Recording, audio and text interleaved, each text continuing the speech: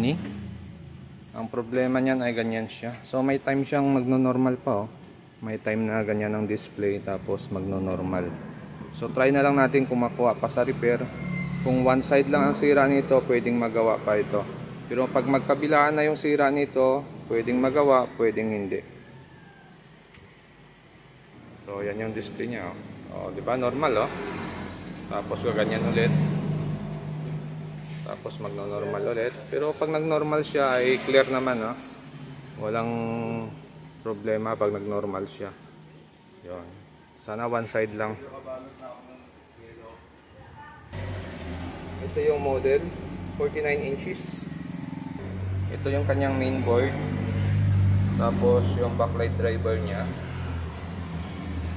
At mayroon siyang T-con dito. So ang problema ng unit natin dahil sa display, kadalasan nun dito ang problema natin sa kanyang T-con. So buksan natin to, tapos check natin yung T-con niya.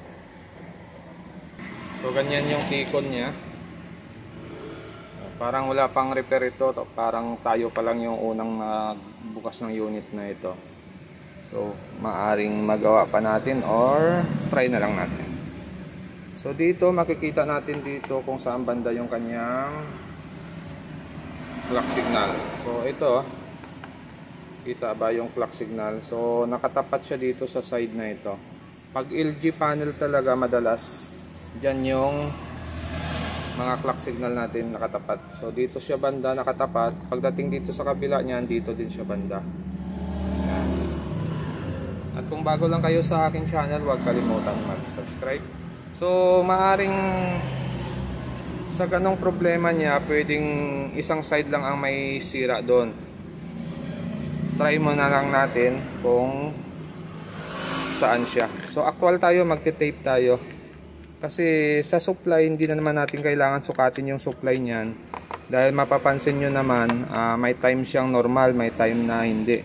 So talagang nagluloko na yung isang side ng glass natin. So hindi sa panel or sa T-con ng sira pag mga ganong issue. Ang naging problema niya minsan sa ating clock signal or sa ating swapping voltage.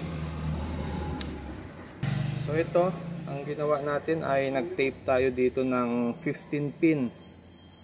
Madalas kasi ang gamit ko 13 or 15 pin. So kung normal naman siya sa 15 pin, so yun na yung ginagawa ko, 15 pin. Pero kung may pagbabago sa 15 pin, minsan ina-adjust ko, pinapaliitan ko or pinapasobrahan.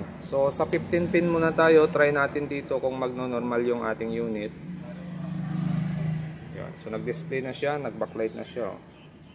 Okay, check natin kung okay yung display. So ayusin muna natin yung tukod natin, baka matumba at madali tayo. So ligpit muna natin ito. So ito siya sa 15 pin, sa kanang side ay normal, ano? Yan, oh. Wala nang galaw. Okay na yung screen.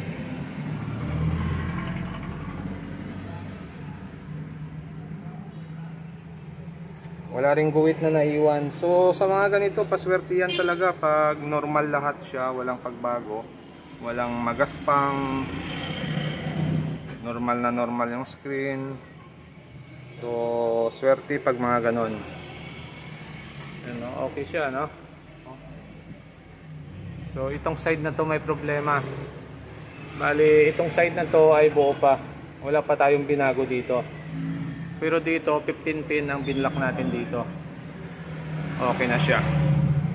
So magpa-final test na lang tayo mamaya. Kakamada lang natin to. So ito na siya ngayon, no? Okay siya. So itong side na to buo pa. Tapos itong side na to ang may sira. Pero okay naman yung display. Normal naman. So hanggang dito na lang yung video natin. At kung bago lang kayo sa aking channel, huwag kalimutan mag-subscribe. Sa mga nakapag-subscribe na, maraming salamat sa suporta nyo.